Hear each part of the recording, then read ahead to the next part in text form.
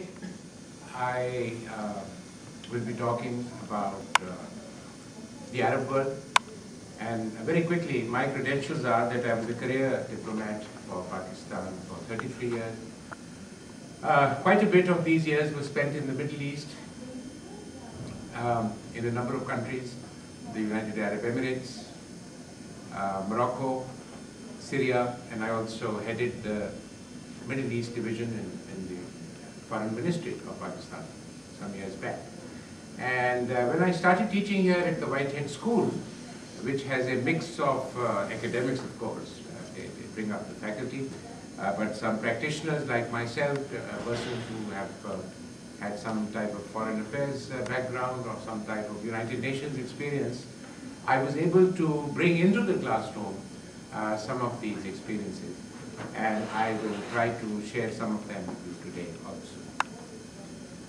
I think it's very important at this stage, when we are in the first few years of the 21st century, to try to bring our curricula, what we teach our students, in the social sciences, in political science, in the realm of international affairs. We have to bring the curricula up to date. I think some of the textbooks may be following a pattern which is somewhat dated, and this happens every 15, 20 years, 25 years. We have to review the books, because our students base their knowledge on the books that they have to read. And my general observation is that in the political science field, in the past, say in the 1950s, 1960s, the emphasis was on political developments, historical developments, you know, the First World War, the Second World War, the rise of communism, the Cold War. Not much attention was paid to societies, how societies, different societies are developing or should develop. So there were, I think, large gaps in our information. Not only in the United States, if you look at Chinese education in the 1960s or 70s, or education in South Asia or elsewhere, there were similar gaps. So it's not that the United States felt it was an island or it was insular. I do not want to imply that.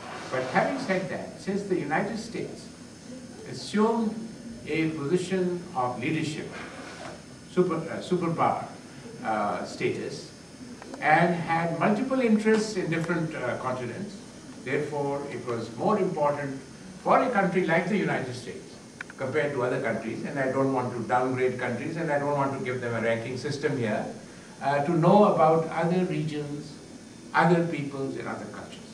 It is in that context that I will be talking about the Middle East. Please feel free to ask questions. Professor Burrows has said that I have 45 minutes, including Q&A. I've already spent about 5 minutes of those. If I keep looking at my watch, doesn't mean I want to flee this room. But I'm just trying to be within the time, because you know I'm very scared of overstepping my time limit. Okay, now the Middle East. When we talk of the Middle East, first we have to define what it is. And I think our students could be encouraged to get a mental picture of what we mean by the Middle East. The Middle East is just a term. And the generally accepted definition, although not the only definition, is that the Middle East extends all the way from Morocco on the western shores of North Africa, right up to Iran. Now, that's a very large area. First thing that comes to our mind is a very large area.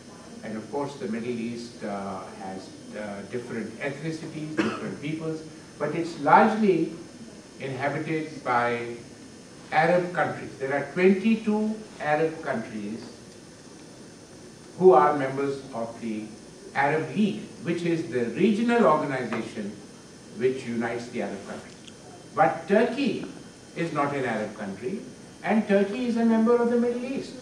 Israel is not an Arab country. Israel is very much a member of a country of the Middle East. and Iran, about whom we are thinking so much these days and talking so much about in the media, is not an Arab country, but it is very much in the Middle East.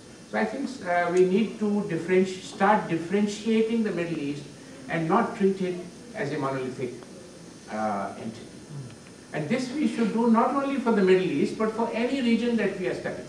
If we are studying Latin America, if we are studying Europe, when we talk of Europe and the European Union, excellent. Yes, 25 countries gathering together to harmonize their policy. Very good idea. Regional integration. But I think it would be somewhat simplistic to think of Europe as an entity. Europe has many differences.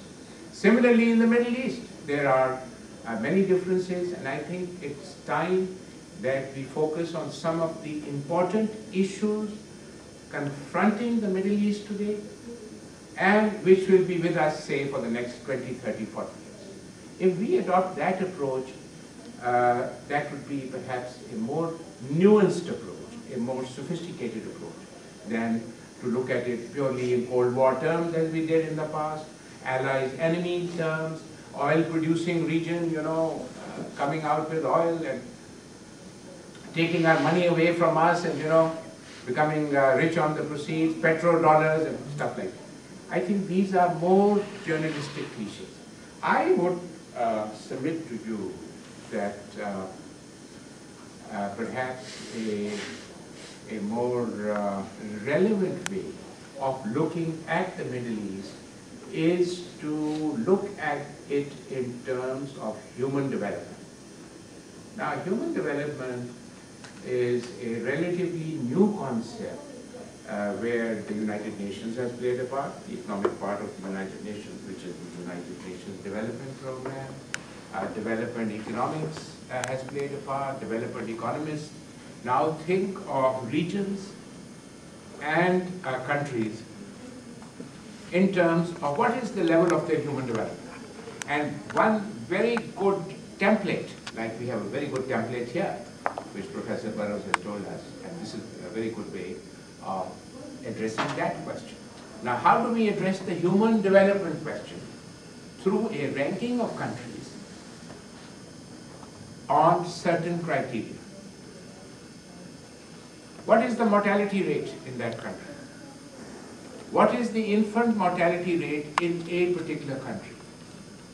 How many children of primary, secondary and tertiary levels are enrolled in school? How many doctors per capita? How many dentists per capita? Provision of drinking water and so on. So a whole basket of criteria have been developed by the United Nations. And I'm happy to say that the person who initiated this new way of looking at human development was an economist from Pakistan, Dr. Mehboob al-Haq. He developed what is known as the Human Development Index. And I would suggest to all of you, you are educators, you are students who will become educators, you will educate the next generation. It's a wonderful task, awesome task. If you could sensitize your students to think of the human development aspects of the relationship between any two countries, and certainly the human development relationship between the United States and the rest of the world. The US will continue to be a hugely important country because of its resources, because of its ability to marshal both its soft power and its hard power. So I think the new generation of students have to know much more than the students, say, in the 50s and 60s. Because now we are in a different stage of global development. And ignorance was never bliss, but ignorance can be deadly in our day and age.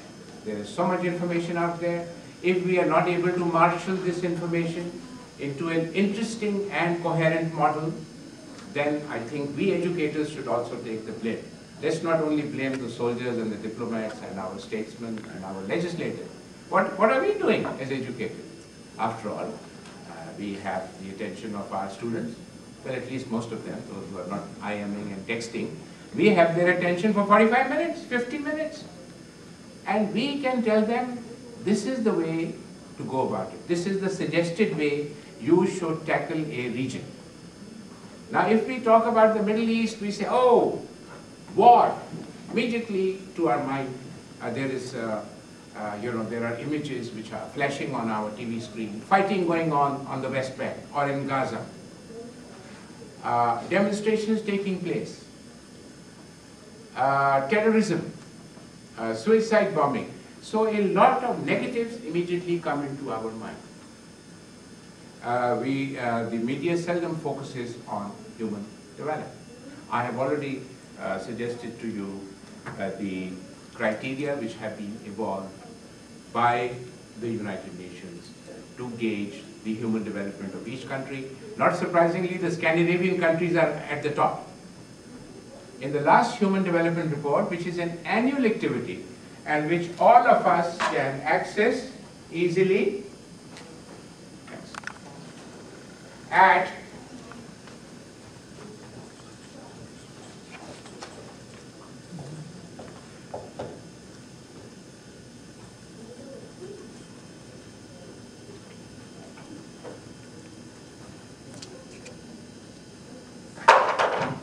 www.un.org is a wonderful tool which I would recommend to you, and more than recommending to you, I would urge that you would urge your students to keep going there, because a wealth of information would be available to them on their laptops. And this goes for high school students, seniors, juniors. That's the time that they should start thinking of the world in a far more integrated way, and to see the fruits of multilateralism. You see, there are forces in many countries which take us back to a 19th century model of nationalism. My country, right or wrong. Especially when, you know, a country feels a threat, they go into this mode of my country, right or wrong. But that can be only for a short while. Really, our futures are intertwined and interlinked. Whether it is the environment, whether it is global medical issues, proliferation issues. In many ways, we are getting more and more interlinked. Economic issues. Look at the financial crisis, which we are all worried about, and rightly so. It has shaken the whole world. What started off here as a subprime mortgage crisis. I think we should discuss the financial crisis in our classroom. Let the students get to know that this is a major issue. Why did this happen? Is it the fault of capitalism? Is it the fault of the managers of capital, etc., etc.? They must be inured to some of the issues today. And human development is a major issue. If we can look at the Middle East in human development terms, what are their needs? Now, the good thing about the United Nations developing this model of human development is that for the first time in the year 2000, the Arab countries, Arab social scientists themselves got together and said, let us look at the state of human development, where we are today in the year 2002, and what are the deficits. Now, this kind of soul searching, sometimes can be somewhat painful when we are looking into the drawbacks within our own society. But they did it. Earlier on, outside experts used to talk about Latin America, economic development in Latin America, economic development in Asia, South Asia. I remember in the case of Pakistan, there was a very famous group at Harvard called the Harvard Advisory Group. Now, these were all very good people. Nobody can doubt their credentials.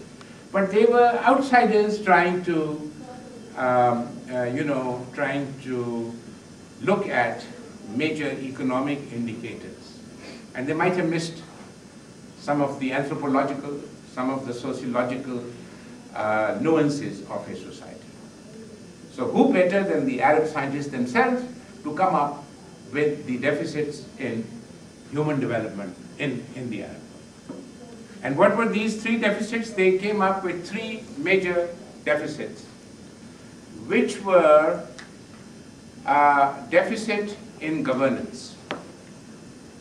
And that ties up with human rights, and I'm going to come to that in the final part of my talk.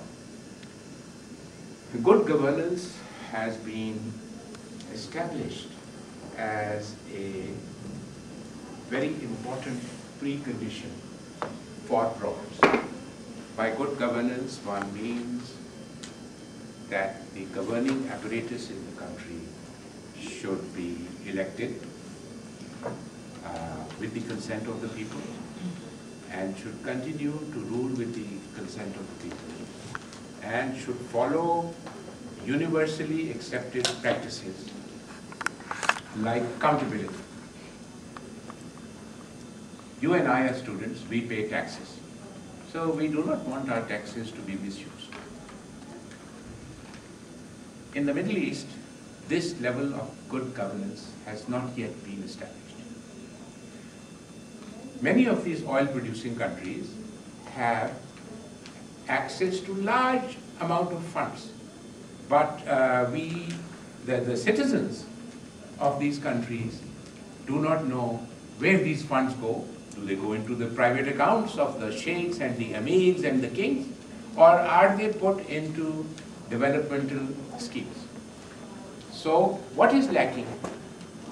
And these scientists discovered this, the Arab social scientists. They were economists, they were sociologists, anthropologists, political scientists, and other members of the social sciences who had a worldwide exposure, who knew how other countries had developed along the same path of improving global governance, that there was a much greater need, say in Egypt, say in Saudi Arabia, in the Gulf countries, for transparency. So that was one factor which was located, and in successive reports they have tried to show whether there is any improvement in good governance. I'll come to Saudi Arabia, as I said, towards the end, and I'll say a few words on good governance. The second big deficit was lack of empowerment of women in the Middle East. Now, this is sometimes difficult for Middle Eastern cultures to accept, because they say, well, you know, this is part of our history and tradition, and so please do not criticize us. Your treatment of women may be different to how women are considered or treated here, but there are cultural factors and historical factors and so on. So they get into a defensive mode when one talks about treatment of women. And I think countries like ours and other countries which where you know, women's empowerment has gone on very encouragingly, I think we have to be careful when we talk to them about women's empowerment. We have to be diplomatic. So every time a delegation goes from here to look into women's empowerment, they should take one or two diplomats with them to see that they do not ruffle any feathers there. Because if you ruffle their feathers, they can be long-lasting damage to the relationship. I mean, we talk openly with each other. We are frank. And in other cultures, one has to be very careful about how you present a point of view. You may say the same thing, but the other person doesn't feel affronted. So that, here it's very important that you take into account the cultural sensibility, especially in the Middle East. Example, supposing I'm a type A type of businessman and I want to make a lot of money very quickly, and I see a business opportunity in the United Arab Emirates. So I fly there and I set up meeting and I start talking business in my Harvard MBA style or Stillman Business School style, which I've learned. I think the chances of succeeding there are minimal. They don't like that, the other side, because they want to first see what sort of person you are, not what kind of business plan you have bought. The business plan may be excellent. Profits all round, profits galore, everybody becoming, earning lots of money. They will say, no, thank you. They will cut you off because you have not learned their way of conducting business. So you see, there is no one way of dealing with issues of whether it's of business or of human development. So it's very important for our students and teachers to spend the necessary amount of time in imbibing different cultural sensitivities. On women's empowerment, yes, they have tried very hard to bring up enrollment of women, and there has been progress in countries like Syria, and even in Saudi Arabia, women's enrollment is up. In Iran, 60% of the undergraduate students are women. In Iran. Now we have a negative image of Iran because we think they are about to make nuclear weapons and fire them around the region. But the fact is that since the Iranian Revolution, they have made tremendous strides in education. So here the United States can really help, and it is doing so. It's not just words that we are sitting in this classroom and we are talking about. This has to be done, this has to be done, that has to be done, a kind of a wish list. No. MIT and some other universities are setting up satellite branches in Saudi Arabia with the active involvement of King Abdullah of Saudi Arabia. King Abdullah may be in his 80s, he's an octogenarian, but he's a progressive person.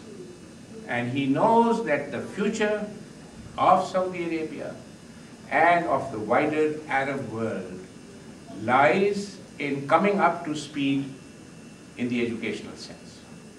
So what better way than to involve some of the top educational institutions in the United States who have cutting-edge accomplishments to go and set up satellite campuses in Saudi Arabia, in Qatar, and in other Arab countries. And here we can help, the educators can help by encouraging this kind of content. It's not only that the Arab students should come here, which is very good. After 9/11, there was naturally, understandably, because of the visa restrictions, I think all foreign students found it more difficult to gain admission to the United States, and especially if you were from the Arab countries. That is slowly improving, but it can go the other way too. So, empowerment of women was hugely important. And this is a deficit which is slowly being reduced, but they have a long way to go. Finally, the third deficit, which again must have been, they have acknowledged it, but it's the knowledge deficit. Now this grates against the Arab sensibility, because they were a great culture and a great empire for 500 years. They were the leaders in the world in science and technology, in astronomy and mathematics and logic, from about 700 AD to about 1258 AD, 500 years. If you look at the cities of Cordoba and Baghdad and Damascus at that time, they were the most sophisticated cities in the world at that time. But when we see them today, we cannot imagine that they had reached that level of civilization. Now there have been other civilizations which have had an up and down performance. Take the Chinese. If you went to China at the beginning of the 20th century, you would have seen a mass of illiterate people, a mass of very poor people, peasants mostly, eking out a subsistence level. Go to China today. Well, China has transformed. But when you talk to the Chinese, they say, well, we have a 7,000-year civilization. So we have seen lots of ups and downs.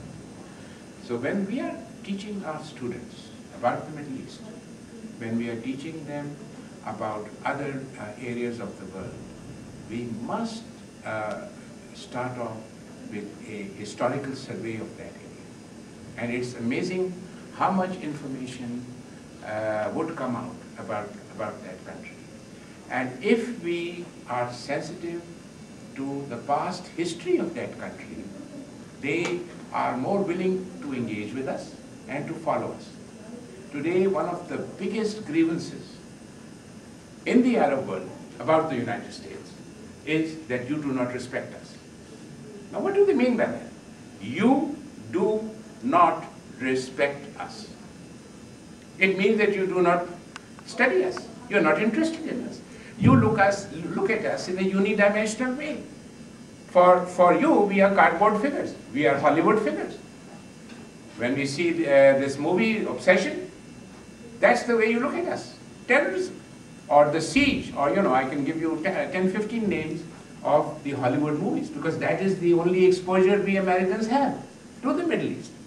And I think that can be quite one-sided and deterministic. So they don't like that. So we have to tell our students that they should study this region in a more integrated way. And those who are really interested, then we should encourage them to go to Cairo or to Peru and do some study. And also in our universities and schools, we should encourage students to come here from that region. And keeping in view that there are these three deficits where the United States, with its resources, can help. The United States has a big United States Agency for International Development.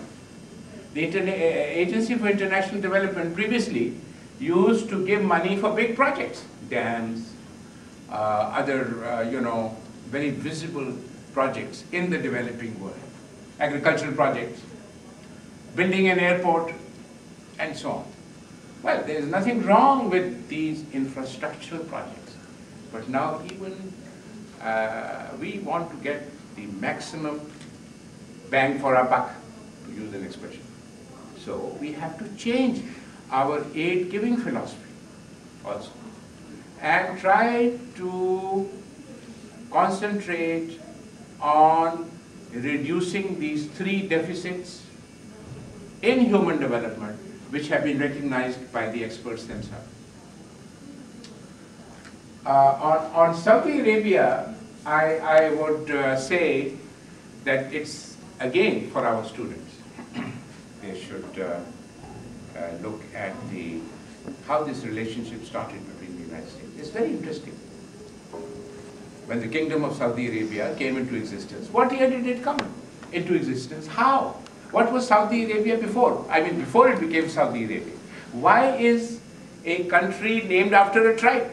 If I was to start teaching Saudi Arabia and walk into this room, I'd say, question number one, okay, my friendly students, or my student friends, or whatever, can you name another country which is named after a tribe? Is Australia named after a tribe? Is the United States named after a tribe? So they'll start saying, yeah, Saudi Arabia. So then you get into the origin of Saudi Arabia and how oil was discovered and the role of Aramco in the discovery of oil. So we have to begin with a start of how the relationship develops, and then go into the strategic value of preserving this oil supply. The Saudis have been, the compact between the Saudis and the United States. We will ensure a steady supply of oil at lower prices, and in return you will protect us against any neighbors who may have aggressive designs. This has been basically, I'm putting it in very bare bone terms, skeletal terms, the compact, the understanding, which has animated the relationship between the United States and Saudi Arabia for the last 60, 70 years. Now in that, Saudi society is a desert society, and it adheres to a puritanical version of Islam. There are many Islams. There is African Islam, South Asian Islam, Southeast Asian Islam. Like Christianity, Islam has many denominations. But the media makes us think that Islam is the Palestinian, wearing those white scarves and going around killing non-Palestinians, the Jews. So that's another wrong way, it makes us feel that all Muslims are violent by nature. They've got a violent gene, in their DNA or something. So we have to try to differentiate other people. If we go to China, every Chinese looks alike to us. I went on a delegation 30 years ago, and I said, my God, they all look very similar. After a few days, I started distinguishing their features. And I thought I was at least half educated when I went to China. Thought I was in the Foreign Ministry of Pakistan. But I can tell you, we fall into this, into these stereotypical errors. We cannot, we don't have the mental ability to differentiate. So my advice is that when we talk about Saudi Arabia, this is a very important question, by the way. Yes, they are very austere. They have a different code, judicial code, which may appear extremely harsh to us. They have the death penalty. They do not allow women the same rights as men, etc., etc. But the best way to get them to improve some of these indices is not through criticism, and certainly not by cutting off aid. When this was being written, I said, well, they don't need aid. Their coffers are overflowing with dollars. So if the US does not pay them $1 or $2 billion for human development projects, they're not going to cry very much. In fact, there may be no tears at all, because they are a very revenue-rich country. So the aid leverage in Saudi Arabia is much less compared to the leverage of aid, say, in a non-oil producing Arab country. There are many. Not every Arab country has, gushes of oil. No.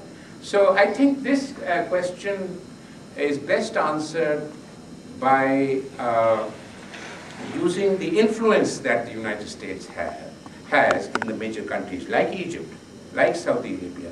It has to be done in a persuasive way, rather than in a punishing mode, in a military way.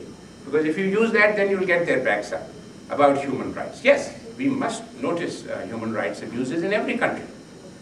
After 9/11, there have been human rights abuses in the United States, which are mentioned freely in the media. Guantanamo and Abu Ghraib and extraordinary rendition and so on. So yes, human rights everywhere should be monitored. And those countries where there are human rights abuses, and believe you me, no country is pure as the driven snow here. Sorry, no. So wherever there are human rights abuses, they should be monitored and criticized, and appropriate means should be found to try to improve the situation. And I have given you a kind of an approach vis-a-vis Saudi Arabia. Final point that I'm going to make is that when we talk about human development, the literature has recognized something new, and that is called a right to develop.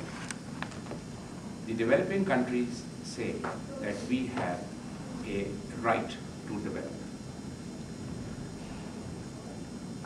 Now this comes sometimes in clash with environmental issues.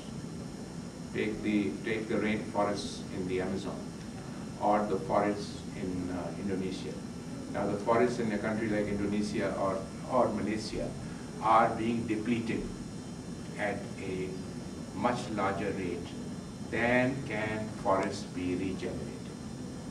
So some countries are telling these countries that don't do this because you're going to affect the global climate.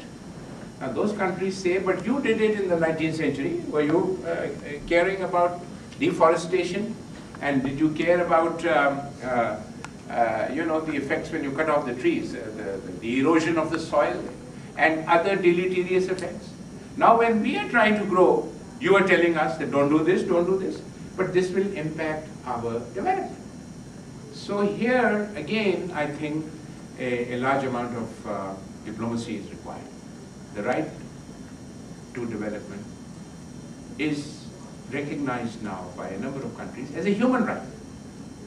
The Chinese are saying that we need enormous amounts of energy because we are 1.2 billion people.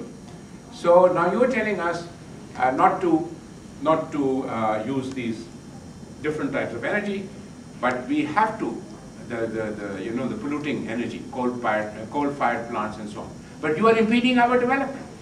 So when we talk about human development, whether in the Middle East or in different parts of the globe, this is a subject which the students need to be sensitized to, as to how an accommodation will be found about reconciling human development with the other demands of keeping our planet a functioning entity, and not getting the development needs of a country like India or China to make the environmental issues more difficult to solve. These are some of the issues, I think, of the 21st century, of human development. They will largely center around human development, and students and teachers, I think, all require to be more made more aware of some of these issues. Thank you very much, and if you have any questions, I'll be happy to answer.